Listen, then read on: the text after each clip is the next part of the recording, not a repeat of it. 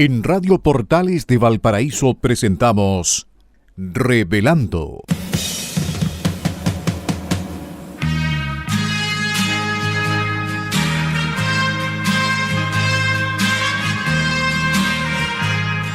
Un programa donde se abordan temas de actualidad, contingencia y la agenda cultural de la zona. Entrevistas del ámbito nacional e internacional. Revelando es presentado y auspiciado por Asofar AG, Asociación de Oficiales de la Armada de Chile en Retiro, Asociación Gremial. Con ustedes, Revelando en Radio Portales de Valparaíso.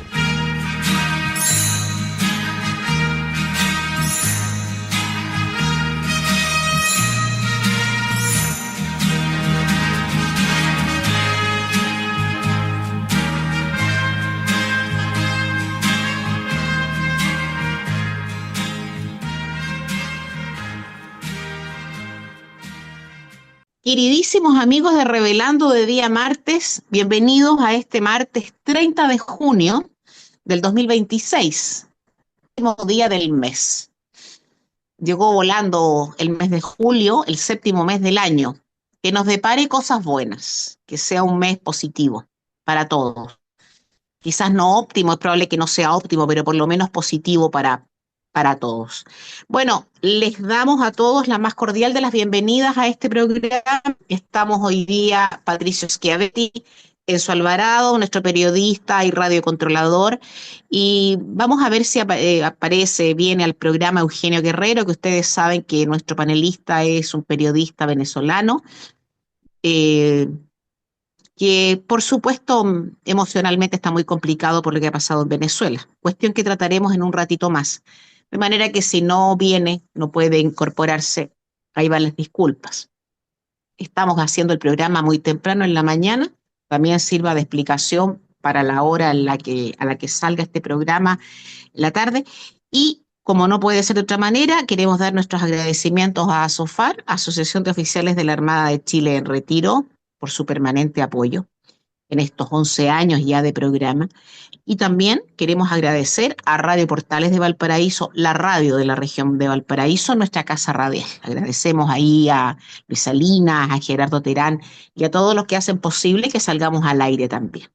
Bueno, y dos cositas que son habituales, dos temas que son habituales en nuestros programas. Lo primero, deslindarles responsabilidades. Las opiniones que vertimos aquí, los panelistas del programa, son de nuestra exclusiva responsabilidad.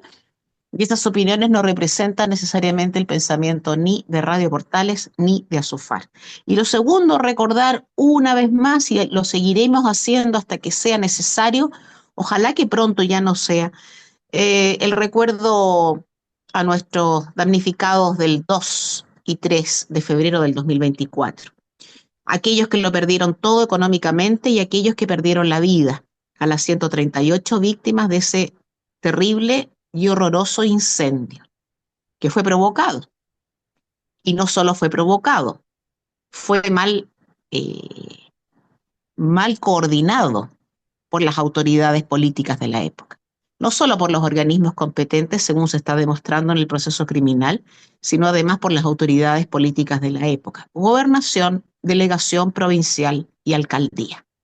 La señora delegada presidencial de la época, la señora Sofía González, que lo hizo pésimo, ahora es diputado de la República. No puedo entenderlo. Y la señora Ripamonti, que lo hizo pésimo, fue reelegida como alcalde.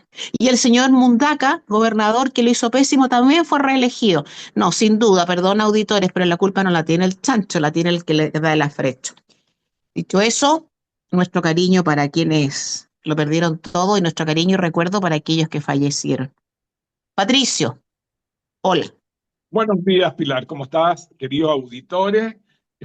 Comenzando este programa, el último del mes de junio, ya asumiendo la venida de julio, el séptimo mes del año, y compartiendo contigo ese sentimiento de apoyo y de pesar por los damnificados de Viña del Mar, Quilpué y Villa Alemana, esperando de que ellos tengan una pronta solución de la cual se ha comprometido el nuevo gobierno y puedan acceder finalmente a una vivienda digna y justa.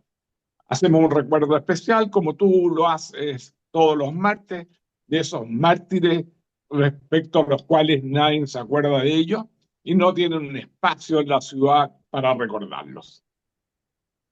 En cuanto a las efemérides, de un día 30 de junio, a nivel nacional quiero rescatar una muy importante, porque tras un devastador incendio en diciembre de 1850,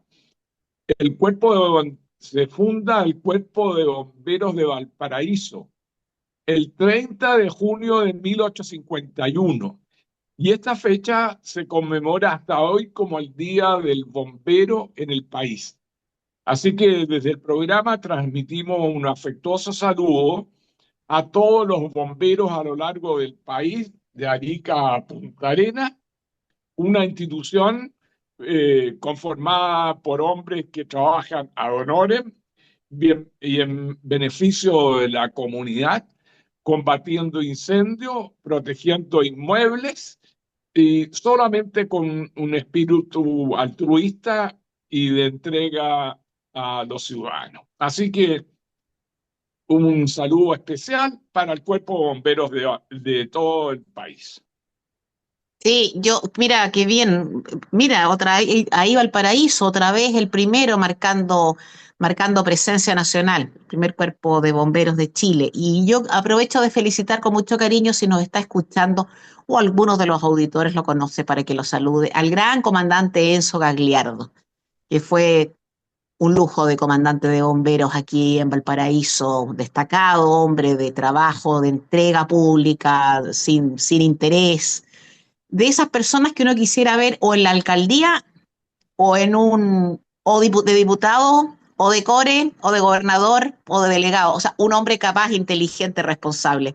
Bueno, no siempre es así, no, desgraciadamente. Así que mi saludo para Enzo Bagliardo, por si nos escucha. Me hago partícipe de ese saludo. En un día como hoy, eh, un 30 de junio de 1852, vamos a referirnos a una efeméride proporcionada por el general Patricio Geldres Rodríguez, general de Carabineros, ante la falta de un buque a vapor perfectamente guerrero en su construcción y armamento. Mediante decreto de esta fecha, firmado por el presidente Manuel Montt Torres y su ministro de Marina, José Francisco Gana Castro, se autoriza la construcción de un navío, la que se inicia en 1854 en los astilleros de Enrique Priest en North Fleet, condado de Kent, Inglaterra, y al cual el 26 de junio de 1855 se le dio el nombre de Esmeralda, en recuerdo a la fragata Esmeralda capturada por el almirante Thomas Alexander Cochrane en el Callao el 5 de noviembre de 1820. Arribó a Valparaíso el 7 de noviembre de 1856.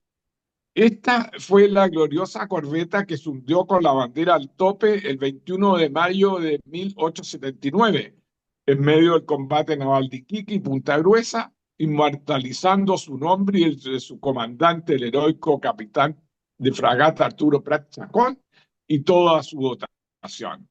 Así que allí tenemos el recuerdo de la construcción de la corbeta Esmeralda, para conocimiento de todos nuestros auditores. Muy bien, muy bien. Y en la parte naval, el 30 de junio de 1994, se crea el Escuadrón de Helicópteros de Propósito General HU-1 de la Aviación Naval. Es aquí donde los alumnos que salen de la Escuela de Aviación Naval se forman como pilotos de helicópteros.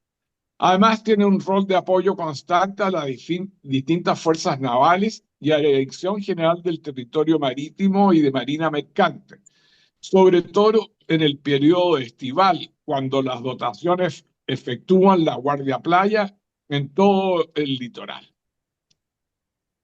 Así que vaya un saludo a este escuadrón de helicópteros de la aviación naval desde el programa con mucho afecto. Con cariño especial de tu parte. Exactamente. Mártires de Carabineros, 30 de junio. El día 30 de junio de 1938, el carabinero Artemio Rivas sufrió asfixia por inmersión. Y el 30 de junio de 1951, el cabo Vicente Arizmendi sufrió una caída desde un equino. A través del programa transmitimos nuestro pesar a la familia de estos carabineros y a la noble institución de Carabineros de Chile, la institución que combate día a día la delincuencia, el narcotráfico y con esfuerzo mantiene el orden público en todo el país. Así que vayan los saludos para Carabineros y los familiares de estos carabineros mencionados. Sí, como siempre, recordar también que la lista de los carabineros mártires también nos la proporciona el general de carabineros Patricio Geldre. Así es que muchas gracias. Y para los carabineros lo que siempre decimos, ¿no? Que descansen en paz y la muerte no es el final. Bien, siempre. Y de acuerdo con la pauta, Pilar, debemos referirnos a los terremotos en Venezuela del día 24 de junio. Dos terremotos de 7,2 y 7,5 de intensidad y que ha producido hasta el momento la muerte de 1.719 ciudadanos, con más de 5.000 heridos y decenas de miles de desaparecidos, lo que indudablemente aumentará en su oportunidad la cantidad de ciudadanos venezolanos fallecidos. Una de las ciudades costeras más afectadas es La Guaira, capital del estado homónimo, y es un escenario terrible de angustia, pero también de algunos episodios de alegría y de alivio. Yo quiero referirme a este rescate de una madre y su guagua, Sí. que a pesar de que los expertos señalaban que los edificios estaban colapsados y ya habían pasado muchos días desde el terremoto, era difícil encontrar personas con vida. Pero después de buscar durante 12 horas a una mujer y su guagua recién nacida, escucharon la voz de la madre y el llanto de la criatura en lo profundo de un edificio de 8 pisos desplomados. Eran Dayana Patiño y su bebé de 18 días. Estaban totalmente sepultados bajo los escombros y no podían moverse, tanto que la madre no podía amamantar al niño. Los habían dado por muertos, mencionó una voluntaria a la prensa. Se escuchaba la voz de Dayana Patino, la mamá y el bebé llorando desde horas tempranas, desde el 25 de junio. Después de 12 horas que no se conseguía encontrar a la mamá y a la guagua, le contó a la prensa Melly Andreina Quintero, quien participó en la búsqueda. Bajo la dirección de los socorristas, los voluntarios empezaron a despejar los escombros para crear una vía de acceso a la madre y su criatura, pero no los alcanzaron sino hasta la 1 de la mañana del día viernes. Un video que se volvió viral muestra cómo la guagua fue sacada primero y entregada a su padre, que lloraba de emoción, en medio de los aplausos y los gritos de alegría de quienes participaron en el rescate. 1 hora después lograron sacar a Dayana Patiño. Madre e hijo fueron trasladados a una clínica en Caracas. Estos son, en medio de la desgracia y toda la cantidad de fallecidos como consecuencia de los terremotos, los milagros que yo he podido darme cuenta que han sucedido en Venezuela como resultado de los trabajos de los socorristas de distintos lugares del mundo que han ocurrido a colaborar en Venezuela. Tenemos una situación de poca operancia del gobierno actual, igualmente de las Fuerzas Armadas. Hay un grito de angustia y de pesar de los damnificados por la poca ayuda y la lenta y escasa colaboración en esta operación de rescate, un malestar que se está siendo generalizado en el país. Por su parte, la Cancillería ha informado que hay 4 chilenos fallecidos y la presidenta encargada, Delcy Rodríguez, ha impedido el ingreso de María Corina Machado al país, quien intentó hacerlo desde Panamá y Curazao. Así que Sí. allí vemos cómo se muestra el tinte socialista autoritario del gobierno, que a mi juicio no ha cambiado un ápice desde el apresamiento de Maduro. Así que continúa el mismo gobierno con el señor Diosdado Cabello y compañía, y sigue sufriendo el pueblo venezolano, y que se evidencia en estos 2 terremotos sufridos en el país. Mira, Patricio, primero lamentar la tragedia del pueblo venezolano, porque si bien es cierto, no es Venezuela completa, donde hubo un terremoto, naturalmente no es así, fue en 2 lugares muy señalados, muy específicos, perdón, pero la desgracia fue muy grande, la destrucción ha sido muy grande porque los sismos, independientemente del grado que o sea, fue alto, pero en comparación con Chile, que un terremoto grado 7 es distinto, se enfrenta a distinto. En Venezuela la construcción es de muy mala calidad. Yo no voy a hacer política con esto de la construcción, pero indiscutiblemente sabemos que cuando hay gobiernos corruptos, cuando hay gobiernos que se lo roban todo, cuando hay gobiernos que predican que todo para el pueblo y por el pueblo, pero se llenan los bolsillos de dinero, como pasó desde Maduro para adelante, pero no solamente desde Maduro, ¿ah? Venezuela tuvo gobiernos bien gobernantes, bien corruptos. Naturalmente, las empresas públicas, las constructoras públicas construyen mal, utilizan mal los materiales y evidentemente ante una tragedia de estas proporciones, los edificios se caen. Punto. No hay otra cosa. Se ha explicado en Chile por ingenieros nuestros que son muy capaces, muy versados en esta materia, que tienen conocimiento del tema estructural, de cómo se construye, de por qué se construye, de por qué es seguro vivir en un edificio como vemos en Chile, en todo Chile, de 20, 30 pisos, y cuando hay un terremoto esos edificios sufren algún daño pero no se caen. Y ellos explican por qué. Bueno, en Venezuela eso no pasa, porque la verdad es que, como tú bien dijiste, hay un gobierno corrupto, corrompido, ladrón, terrorista. Todo puedo decir que no es poco, que además arrastró a las Fuerzas Armadas a robar. Entonces, eso que tú comentabas, que las Fuerzas Armadas brillan por su ausencia, ayer unos venezolanos enfrentaban directamente, ya sin miedo, a militares armados hasta los dientes que están ahí mirando, no haciendo nada. No están ni siquiera protegiendo de los saqueos que podía ser el tema de los militares chilenos cuando lo del 2010 en Concepción. No, estos fulanos además ayudan a robar. Entonces, la cuestión venezolana políticamente ya era muy complicada y ahora humanitariamente es más complicada.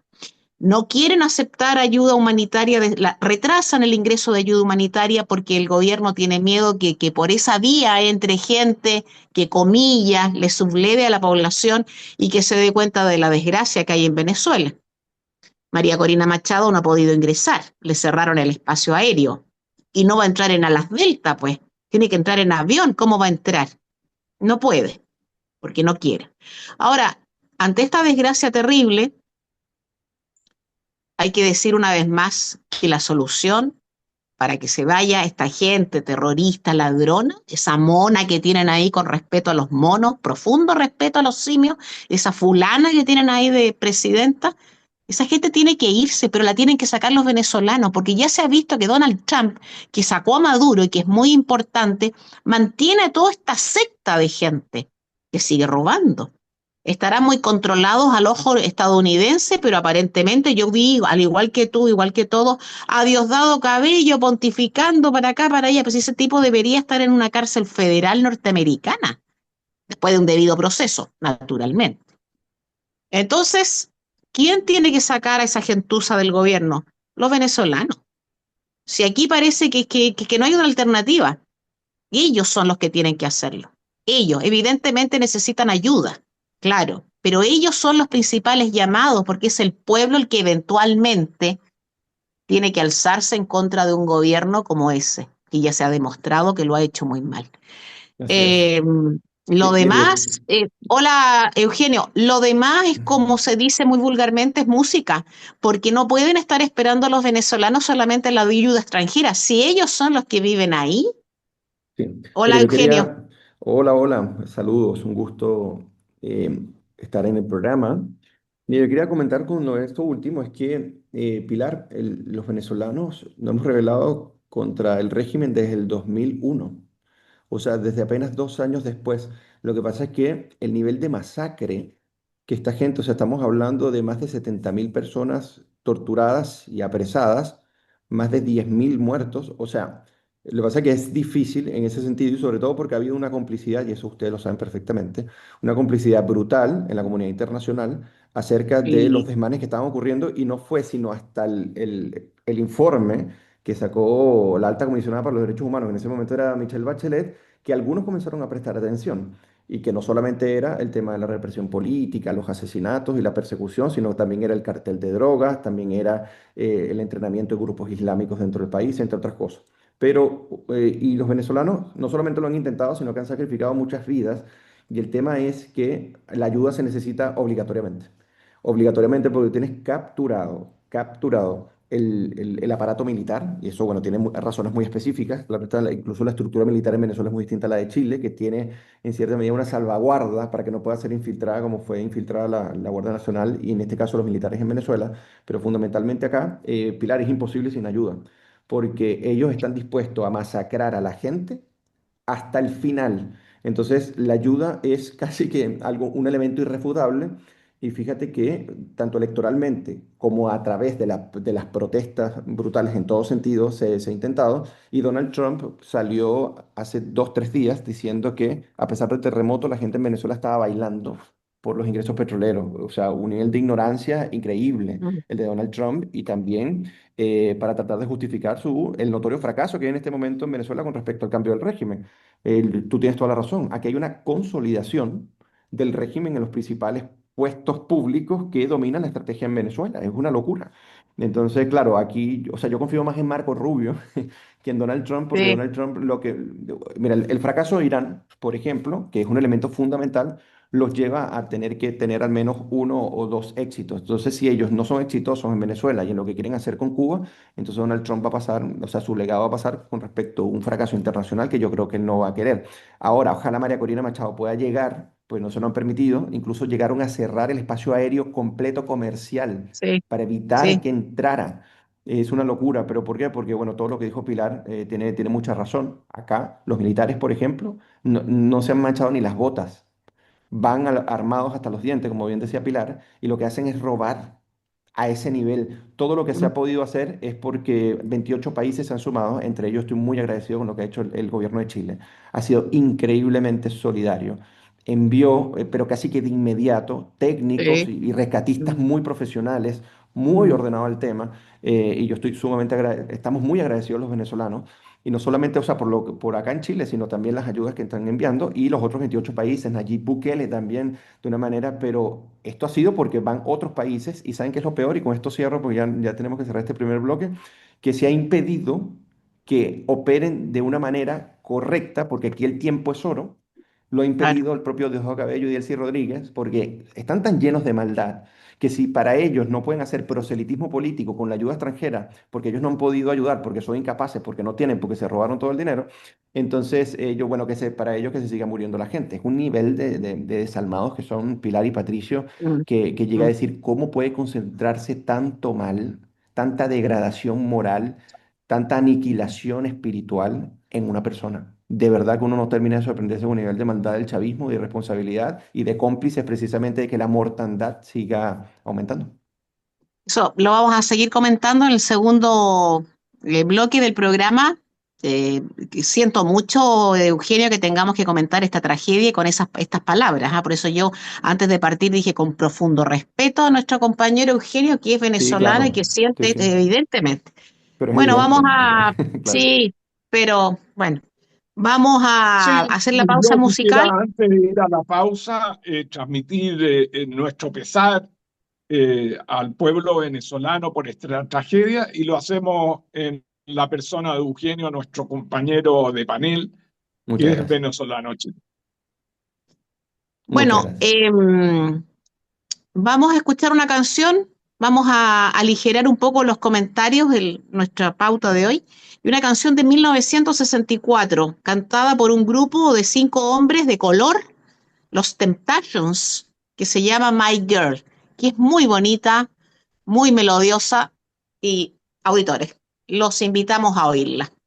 Y estamos de vuelta en este segundo bloque de nuestro programa de cada martes, revelando junto con Patricio Schiavetti, Pilar Soberado y Enzo Alvarado en los controles. Así que les saludamos después de haber escuchado la canción de 1964, My Girl, de los Temptation. Esta la recomienda Pilar Soberado. Usted sabe que ella tiene el monopolio absoluto de la melomanía, ¿ya? Y bueno, y Patricio y yo nos suscribimos, nos adherimos a ese monopolio, al Ahí menos cuando Pilar no pueda participar. Así que, bueno, bien, bien. después de haber dicho esto, bueno, y después del tema bastante triste, que lo que está ocurriendo en mi país, bueno, fue un fin de semana para mí particularmente espantoso, o a nivel anímico, ¿no? Obviamente porque uno ve, porque esto pasa en general, o sea, no hace falta que sea del país de uno.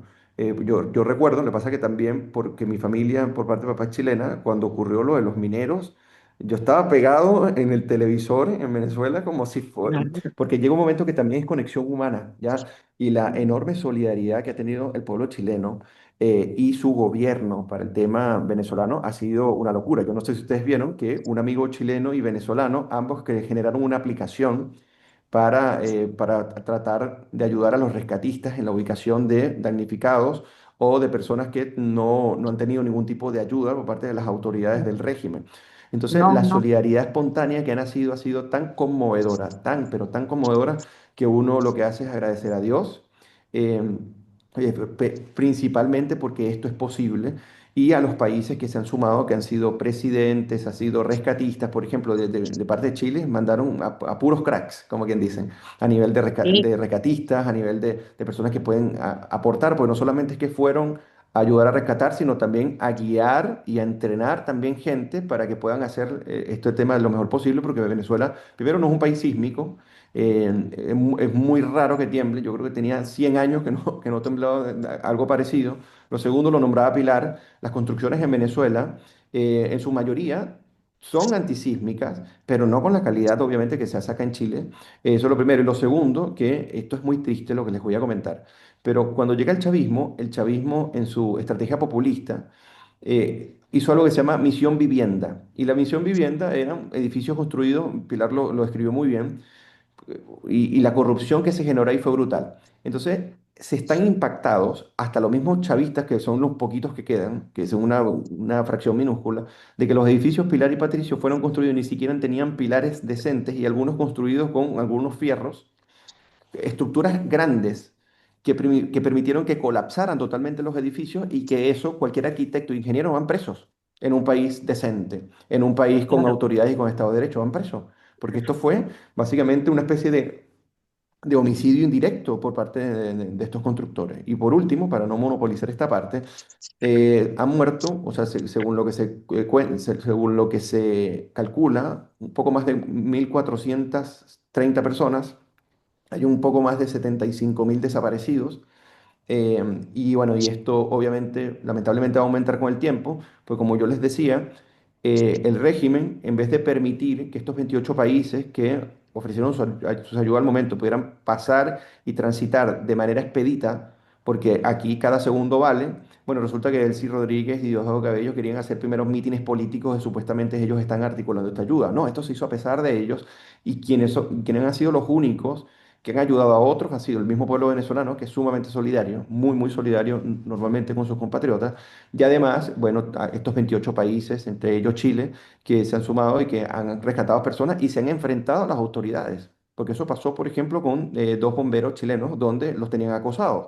Les pedían los nombres, los apellidos, los datos a cada rato, incluso lo llegaron a acusar hasta de espía. Esta gente está demente, Pilar y Patricio, Sí. están dementes. Entonces, ¿qué ocurre? Esta mortandad que lamentablemente ha ocurrido, es responsabilidad, o sea, que haya sido y que se haya dado de esta manera, es responsabilidad del mismo régimen, por un lado, y que, bueno, hemos podido salir en el sentido de que se ha rescatado mucha gente, a pesar de las gestiones para aumentar la mortandad por parte del régimen. Gracias, Dominic. Y por otro lado, eh, o sea, lo que ha permitido que el asunto no sea peor de lo que se vaticinaba, es que a pesar de que las autoridades del régimen impiden que se ayuden a las personas, todos los países y sus rescatistas que nos han ayudado, y vuelvo y repito, y entre ellos Chile, que fue el primero, José Antonio Caz, creo que fue el primero de los presidentes que dijo, hay que ayudar a nuestro pueblo hermano. Y me gustó mucho eso, porque yo no lo había escuchado antes de muchos otros países que hablan de nuestro pueblo hermano. Y eso me gusta. ¿Por qué? Porque eso comienza a sembrar mucha solidaridad. Y el día de mañana, que Dios no quiera, puede ser Chile, puede ser El Salvador, tenga esa misma solidaridad, porque nosotros entre hispanos americanos tenemos que ayudar a resolver nuestros propios problemas sin esperar que vengan otros países u otros continentes a tratar de salvarnos. Así que eso y agradecer. Eso es lo único que me da alegría, a pesar de todo el dolor que uno ha sufrido con esto. Y le agradezco a Patricio y a Pilar, que siempre han estado pendientes en Sotal también, de cómo va la situación en Venezuela. No solamente ahora, sino siempre. Ustedes siempre han sido muy solidarios en ese sentido. Sí, yo, mira, que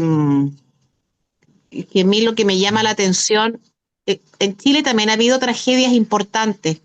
Tú comentabas lo de los mineros, hemos tenido inundaciones, incendios Sí, muy terribles y también hemos recibido la ayuda internacional, también han venido rescatistas de otras partes del, más que rescatistas, ¿ah? Bomberos básicamente, ha venido claro. la Unión Voluntarios, claro, Militar de sí. Emergencia, muchos voluntarios, España siempre ha mandado a la UME, México, no, nosotros también hemos recibido la solidaridad de muchos países.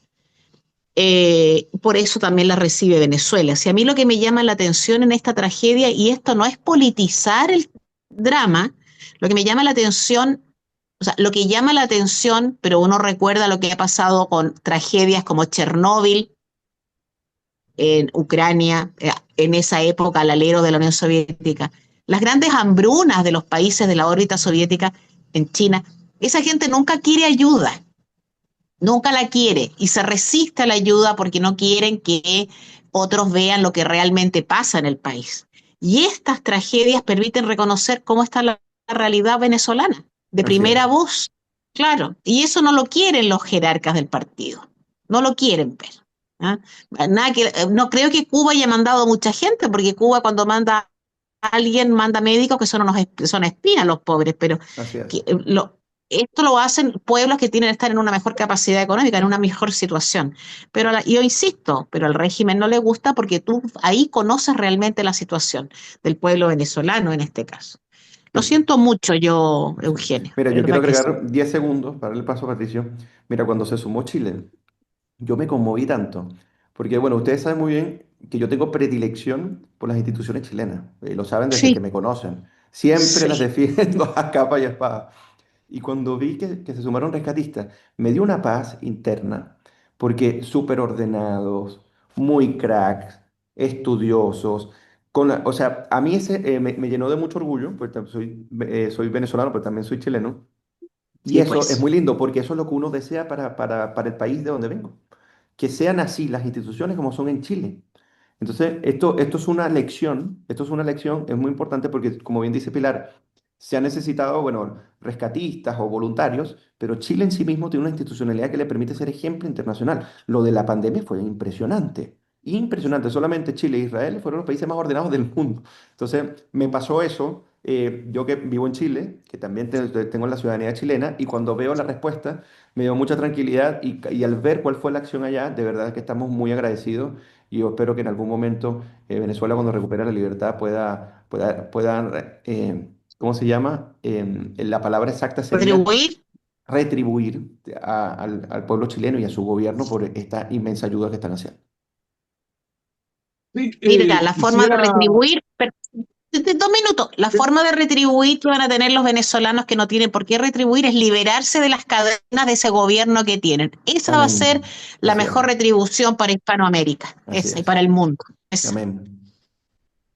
sí, Eugenio, yo creo que como es el Día de Bomberos hoy día y nos referimos a ello en la efeméride al comienzo del programa, démosle los agradecimientos al grupo USAR de Bomberos de Chile, que es el grupo especializado que está haciendo las labores de rescate con mucha nobleza, mucha entrega y mucha solidaridad en Venezuela. Así que a través de ese grupo particular, USAR, de los bomberos, hacemos y reiteramos los saludos a los bomberos de Chile en su Día Nacional. Unos grandes, unos inmenso valor, porque además, para que sepa la gente, cuando el bombero no solamente sale a atender las emergencias de Chile, sino que sale a otro país, está arriesgando su vida. Se mete en construcciones en escombros que pueden quitarle la vida y lo hacen por la Colapsar. humanidad misma. Ese elemento es conmovedor en sí mismo. Entonces hay que Sí, pues, valorar sí. a nuestros bomberos, pues yo también lo siento mío, por este sacrificio que hacen. Así es, Y así es. dejamos el tema de Venezuela con mucho pesar, con esperanza de que los socorristas sigan encontrando sobrevivientes en los escombros. Estamos preocupados que han pasado 6 días y cada día que tarde se hace más difícil. Así que tenemos todavía un sentimiento de optimismo para que tengamos nuevos resultados positivos en Venezuela. Quería compartir con ustedes, auditores, el cambio un poco del giro de la guerra entre Ucrania y Rusia, gracias a la inteligente y tecnológica uso de los drones por parte de Ucrania, que ha eh, permitido un notable giro de esta guerra. Estos ataques con drones han sido dirigidos por Ucrania principalmente a bases aéreas rusas, depósitos de combustible e infraestructura energética. Lo anterior ha permitido que Ucrania recupere 76.000 kilómetros cuadrados. Rusia había ocupado 190.000 kilómetros cuadrados y ahora Rusia solamente ocupa 114.000 kilómetros cuadrados. En cuanto a los muertos, Rusia ha sufrido 325.000 bajas producto de la guerra y Ucrania 140.000. En cuanto al número de heridos, Rusia cuenta con 875.000 heridos y Ucrania con 360.000. Así que una buena noticia en este pequeño cambio de la guerra, y podemos apreciar que la tecnología te permite buenos resultados sin emplear fuerzas terrestres, sino que con estos ataques con drones a elementos estratégicos de Rusia, como son las bases aéreas, los depósitos de combustible y la infraestructura energética. Así que deseamos que continúe Ucrania teniendo buenos y mejores resultados en la guerra. Para mí el tema Rusia-Ucrania sigue siendo un misterio, ¿eh? Yo, honestamente, yo creo que, comillas, voy a decir esto con respeto, con cuidado, con responsabilidad. Yo creo que Rusia no puede perder la guerra, no puede perderla. No va a devolver Crimea nunca más. Y no sé si el Donbass, no sé. Eh, y aquí hay todo un teje-maneje. Es verdad, Ucrania fue el país invadido, pero hay una razón histórica para que Rusia lo haya hecho, razón histórica que naturalmente yo no puedo comprender hoy día, pero puedo comprenderla en lo ancestral. Y no creo, en principio, que pueda ganar la guerra a Ucrania porque Rusia es una de las grandes potencias del mundo. ¿Cómo va a quedar en desventaja? Es lo mismo que comentábamos en el bloque anterior con Donald Trump. Para Estados Unidos, para él tiene 80 años, ya no se puede reelegir además, pero para Estados Unidos sería una bofetada terrible. Ya tuvo la del Vietnam. Afganistán, más o menos. Bueno, sí, también la tuvo porque están los talibanes, el talibán gobernando. Y ustedes se imaginan que ahora pase lo que no, ojalá no pase con el tema cubano, el tema Irán. Creo que las grandes potencias, por lo menos las que son grandes potencias hoy día, hoy, hasta ahora y hasta como está el mundo, no pueden perder las guerras. Por una cuestión de orden mundial, ¿ah? Nada más. Sí, Y mira, o sea, agregar solamente un par de cosas. Uno puede hacer una síntesis de cómo Ucrania logró dar vuelta un poco a la estrategia rusa. Bueno, lo primero es que evitó el colapso inicial de Kiev, eso es fundamental. Luego mantuvo el mando político y militar, explotó los errores logísticos rusos. Están los ejemplos, por ejemplo, en Yarbov y en Gerson, porque todo fue acumulativo. Usó inteligencia occidental y mando más flexible, golpeó nuevos críticos y no solo tropas, recuperó la iniciativa, como les comentaba, en Yarbov y en Kherson, neutralizó parcialmente la flota rusa del Mar Negro, por eso que se habla de que tiene una parcial superioridad naval, y convirtió drones y tecnologías baratas en multiplicación de fuerza, multiplicadores de fuerza muy al estilo de lo que había hecho Israel en su minuto, e hizo que Rusia pagara costos enormes por avances limitados. Entonces, este tema logró estratégicamente, yo no soy un experto en esto, pero es lo que he visto en prensa, logró en síntesis dar un revés y esto obviamente mete en un gran problema a Rusia porque Rusia llega un momento que pierde la iniciativa, cuando intenta recuperarla ya se detectada por Ucrania y ya Ucrania está agarrando más confianza. Así que agregar solamente eso. Bueno, veremos, sí, pues a ver qué pasa. antes de terminar el programa, demos una noticia optimista, porque finalmente Keiko Fujimori ganó las elecciones en el Perú en la segunda vuelta con el conteo del 100%. La Oficina Nacional del Proceso Electoral ha señalado que la conservadora Keiko Fujimori ganó la segunda vuelta de las elecciones presidenciales. Es una vergüenza que la segunda vuelta haya sido el 7 de junio y recién están contando el 100% de los votos y la candidata Fujimori obtuvo el 50,135% de los votos y el candidato de izquierda Roberto Sánchez de Juntos por el Perú obtuvo el 49,66. A ver, eh, no. Me corrijo. Y el candidato de la izquierda obtuvo 49,85% y Keiko Fujimori obtuvo 50,135% de los votos. Eso es lo correcto. Una diferencia solamente de 49.641 votos, uno de los márgenes más estrechos registrados en una elección presidencial peruana en las últimas décadas. Falta que ella sea programada oficialmente por el Jurado Nacional de Elecciones, organismo encargado de resolver las últimas impugnaciones y declarar formalmente a la presidenta electa para el periodo 2026 y 2031.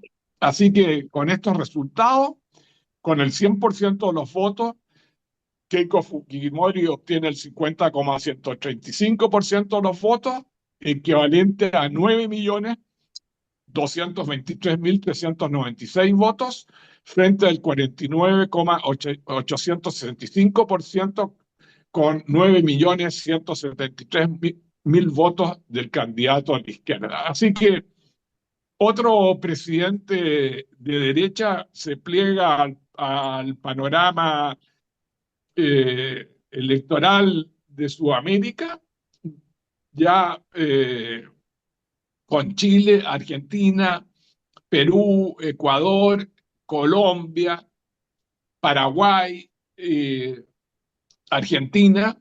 Así que esperamos que se recupere Brasil, Uruguay y finalmente caiga el gobierno de Delcy Rodríguez en Venezuela para finalmente pueda acceder al poder la real vencedora que es María Corina Machado. Mira, Patricio, gracias por toda la información primero. Segundo, voy aquí a repetir las palabras de Eugenio. Las instituciones, las electorales, hablamos de las electorales en este minuto, en Chile funcionan absolutamente. En Chile es imposible pensar que vamos a saber quién es el presidente un mes después. O sea, en Chile se sabe el mismo día de la elección a las 9 de la noche. Y se sabe todo. Diputados, senadores, alcaldes, core, gobernadores, todo se sabe todo. No, todos estamos acostumbrados a eso.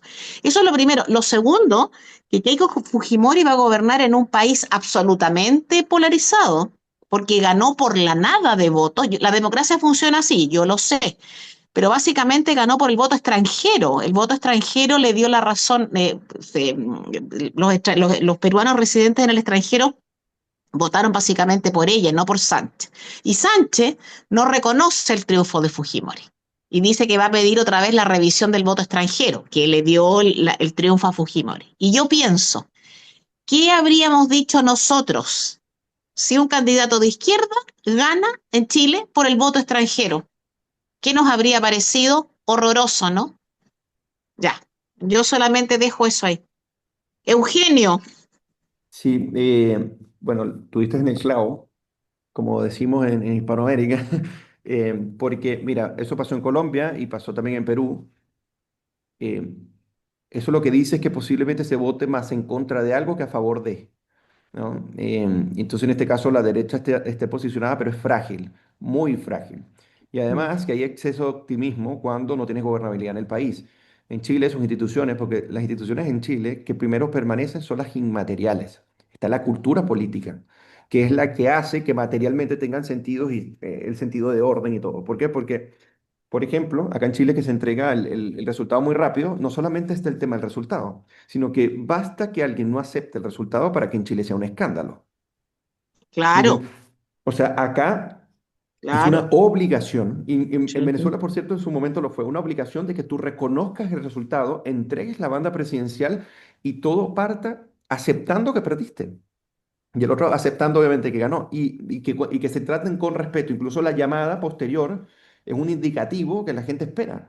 No porque la gente le guste la otra persona Mm, o deje de tener animadversión, para nada. Lo que no, significa claro. es que hay ciertos hábitos que son inmateriales que le dan sentido a la idea de institucionalidad y que por otro lado permite que la gobernabilidad sea posible. Porque a pesar de que, bueno, el sistema electoral cambiado en Chile hace que la multiplicación de partidos políticos y la poca posibilidad de llegar a grandes consensos sea una realidad, pero por cómo se modificó, no significa que en Chile, a pesar de ello, no sea gobernable. Entonces, hay que tomar el ejemplo y también la preocupación porque lo que se viene para Perú y para Colombia no son tiempos fáciles. No gana una derecha de manera aplastante.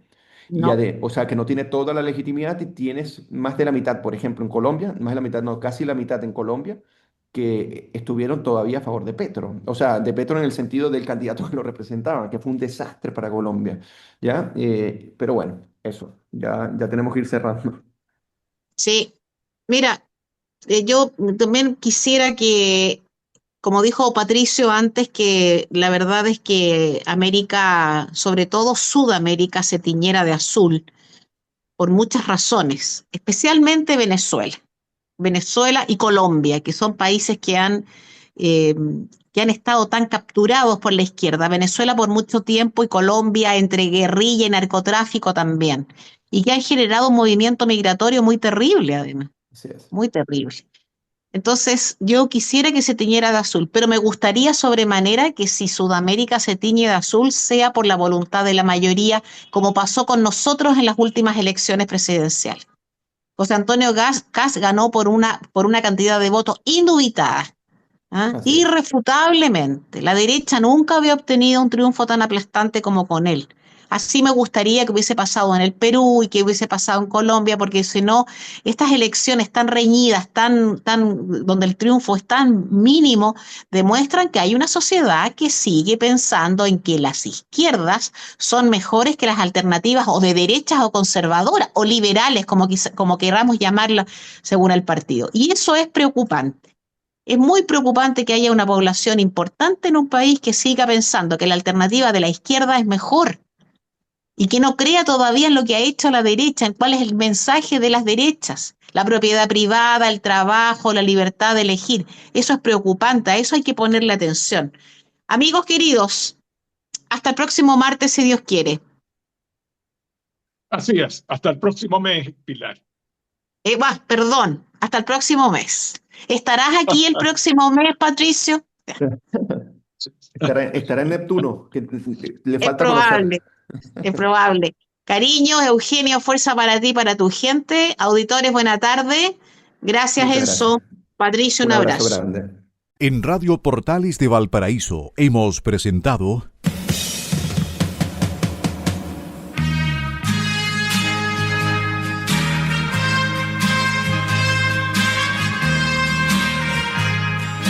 Revelando, un programa donde se abordan temas de actualidad, contingencia, entrevistas del ámbito nacional e internacional.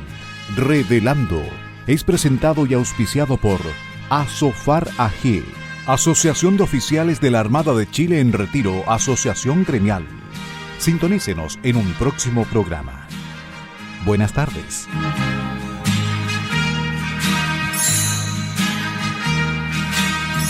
Las opiniones vertidas en este programa son de exclusiva responsabilidad de quienes las emiten y no representan necesariamente el pensamiento de Radio Portales de Valparaíso.